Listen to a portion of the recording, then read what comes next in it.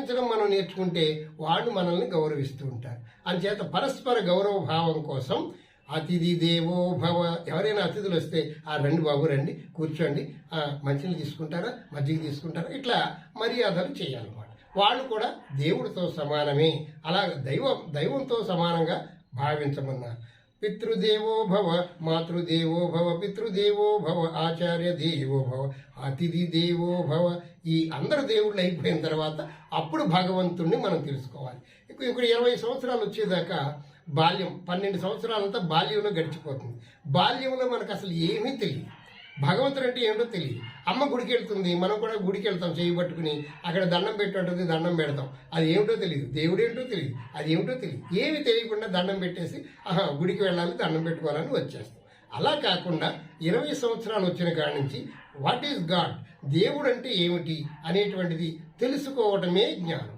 ఇది ఈ భగవంతుడికి సంబంధించినటువంటి జ్ఞానం ఎవరైతే తెలుసుకుంటారో వాళ్ళు ఎప్పుడూ ఆనందంగా ఉంటారు. అదనమాట. ఎందుకంటే మనకి నిత్యం ఉండేటువంటి ఈ సంఘంలో ఉన్నటువంటి మనుషులతోటి ఏదో ఒక బాధ మనకి వస్తూ ఉంటుంది. అమ్మ ఏదో ఒకసారి కోప్పడుతూ మనల్ని అలా చేసావు ఇలా చేసావు అని తిడుతూ ఉంటుంది. అలాగే నాన్న కూడా మనం తప్పు ఏదైనా చేస్తే ఆయన కూడా తిడతాడు సన్మార్గంలో పెట్టడానికి. ఆ తర్వాత గురువు గారు పాఠాలు హోంవర్క్ రాయలేదనుకోండి, ఆయన బెత్తమిచ్చుకుని కొడతారు. అందరూ కూడా మనల్ని దండించేటువంటి వాళ్లే ఉంటారు. ఎందుకు? మనల్ని మంచి మార్గంలో పెట్టడం కోసం వాళ్ళు దండిస్తారు, మన కోసమే కానీ వాళ్ళ కోసం కాదు అని. కానీ మనకేమవుతుంది, వాళ్ళు మనల్ని దండిస్తున్నారు కాబట్టి మనకి బాధ కలుగుతుంది. అలాగే ఈ బాధలన్నీ ఇలా కాకుండా కొంచెం పెద్దవాళ్ళు అయిన తర్వాత సంఘములో చుట్టుపక్కల ఉన్నటువంటి వాళ్ళు కూడా మనల్ని బాధిస్తూ ఉంటారు. మనస వాచ కర్మణ అంటే మానసికమైనటువంటి బాధ కలిగించే వాళ్ళు కొంతమంది ఉంటారు. వాచికంతో అంటే మాటలతోటి మనల్ని బాధ పెట్టే వాళ్ళు ఉంటారు. ఇలా రకరకాలుగా మనల్ని హింస పెట్టేటువంటి వాళ్ళు ఉంటారు. మరి ఈ బయట ఉన్నటువంటి బాధలన్నిటినీ మనం తొలగించుకోవాలంటే అప్పుడు ఏం చేయాలి? దానికి సంబంధించినటువంటి జ్ఞానాన్ని మనం సంపాదించాలి. ఏమిటయ్యా జ్ఞానం అంటే ఆత్మజ్ఞానమే సరి అయినటువంటి జ్ఞానం. ఇప్పుడు ఎన్ని తెలుసుకున్నప్పటికీ కూడా మనకి బాధలు తప్పట్లేదు. పెద్ద సాఫ్ట్వేర్ ఇంజనీర్ నెలకి 80,000 90,000 సంపాదించుకునేటువంటి వాడు కూడా వాడు ఎంతో ఒక్కోసారి బాధపడుతూ టెన్షన్ పడిపోతూ ఉంటాడనమాట. వాడికి కూడా ఎందుకు అంత బాధ ఉందంటే ఈ సరైనటువంటి ఆత్మకు సంబంధించినటువంటి జ్ఞానం లేకపోవటం వల్ల, జ్ఞానం లేకపోవటం వల్ల, ఆత్మకు సంబంధించిన తత్సంబంధమైనటువంటి జ్ఞానం లేకపోవడం వల్ల బాధ వస్తుంది. అందుచేత ఇక్కడ ఏమన్నారు, ఏ జ్ఞానం అయితే నేర్చుకుంటే ఇంకొక దాన్ని తెలుసుకోవక్కర్లేదు, ఏదైతే మనకి ఎల్లప్పుడూ నిత్యము ఆనందాన్ని ఇస్తుందో అదే ఆత్మజ్ఞానం అన్నారు. అన్ని జ్ఞానముల కంటే ఆత్మజ్ఞానము ఉత్కృష్టమైనది అన్నారు. అందుచేత శ్రద్ధావాన్ లభతే జ్ఞానం తత్పరః సంయతే ఇంద్రియః. మనం ఎవరైనా ఒకళ్ళు మాటలతో బాధించారనుకోండి, మనం వెంటనే రియాక్షన్ అయ్యి వాళ్ళు ఎవరైనా తిట్టారనుకోండి, మనం తిట్టేస్తాం.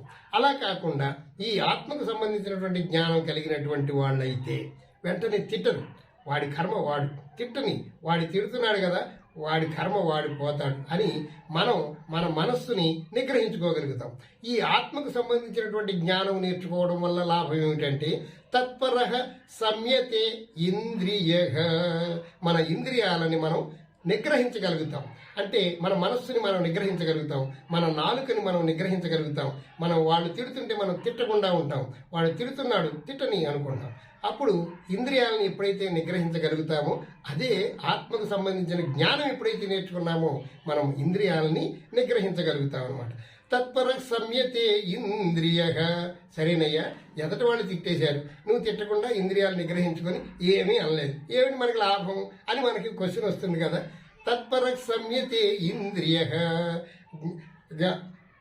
శ్రద్ధావాన్ లభతే జ్ఞానం తత్పర సంయతే ఇంద్రియః జ్ఞానం లబ్ధ్వా పరాం శాంతి. ఎప్పుడైతే మనం ఆ జ్ఞానంతో ఇంద్రియాలను మనం నిగ్రహించుకున్నామో మనకి అపరిమితమైన శాంతి ఉంటుంది. మన మనసు ఇప్పుడు ప్రశాంతంగా ఉంటుంది. మన మనసు ఎప్పుడైతే ప్రశాంతంగా ఉందో మనం ఆనందంగా ఉంటాం, ఆరోగ్యంగా ఉంటాం. ఆరోగ్యమే మహాభాగ్యం అన్నమాట. తత్పర సంయతే ఇంద్రియః జ్ఞానం లబ్ధ్వా పరాం శాంతి. ఆ జ్ఞానం ఈ ఆత్మకు సంబంధించిన జ్ఞానం వల్ల మనకి ఇంద్రియాలను నిగ్రహించుకోగలిగి మనం ప్రశాంతంగా ఉండడం వల్ల అచిరేణ అధిగచ్చతి, అందరికంటే గొప్ప వాళ్ళుగా మనం అందరి చేత మన్ననలను పొందగలుగుతాం, మనం ఆరోగ్యంగా ఉంటాం, మన మనసు ప్రశాంతంగా ఉంటుంది, అంత ఆనందమైనటువంటి జీవితాన్ని మనం గడపగలుగుతాం. అందుచేత ఈ తత్సంబంధమైనటువంటి ఆత్మ సంబంధమైనటువంటి జ్ఞానమే జ్ఞానం. అంచేత ఇప్పుడు భక్తి అంటే అపరిమితమైన ప్రేమ అని చెప్పుకున్నాం కదా. ఇప్పుడు జ్ఞానము అంటే ఈ ఆత్మకు సంబంధించినటువంటి జ్ఞానం. మనకి కళ్ళు, ముక్కు, చెవులు, ఇలా జ్ఞానేంద్రియాలు, కర్మేంద్రియాలు ఇవన్నీ ఉన్నాయి కదా. వీటన్నిటిని నిగ్రహించగలిగాలి. ఆ నిగ్రహించడమే జ్ఞానం అన్నారు. ఒక నాలుకని జయిస్తే ప్రపంచాన్ని జయించినట్లే అన్నారు. ఎందుచేతనంటే మనకి ఏదైనా ఒక జ్వరము కానీ ఏదైనా అస్వస్థత శరీరానికి వచ్చినప్పుడు డాక్టర్ గారు ఏమంటారు, ఏమయ్యా నువ్వు అది తినబాకయ్యా అంటారు. తినబాకంటే మనమేం దాని మీదే మనకు మనసు ఉంటుంది, అది ఎప్పుడు తిందామా ఇప్పుడు తిందామా ఇప్పుడు తిందామా అనుకుంటాం. అంటే ఈ నాలుకని రస ఇంద్రియం అంటారు. రసేంద్రియాన్ని మనం నిగ్రహించలేకపోతున్నాం.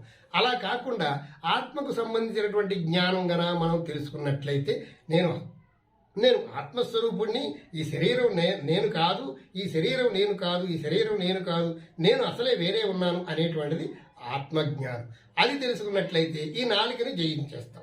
ఈ నాలుక రుచి చూస్తుంది, ఆ గొంతు దిగితే ఆ రుచి ఏమిటో తెలియదు కదా. ఈ పొట్టకి అమాయకంగా ఉంటుంది, పొట్టలో ఏదేసినా అది గ్రహిస్తూ ఉంటుంది. కానీ దానికి నాలుక మట్టుకు రుచినే కోరుతుంది. ఇంకా ఈ నాలుకను జయిస్తే ప్రపంచాన్ని ఎందుకు జయించారు అని అన్నారంటే, నాలుక మాట్లాడుతుంది. మనం ఎవరినైనా తిట్టామనుకోండి, వాళ్ళు ఊరుకుంటారా? వాళ్ళు మనల్ని తిడతారు. మనం ఇంకా గట్టిగా తిట్టాం, వాళ్ళు కొడతారు. ఇదంతా జరుగుతుంది. అంచేత ఈ నాలుకను గన జయించినట్లయితే ప్రపంచాన్ని జయించినట్లయ్యా అన్నారు. అంచేత అనుద్వేగకరం వాక్యం సత్యం ప్రియహితం అని ఒక అద్భుతమైనటువంటి శ్లోకం.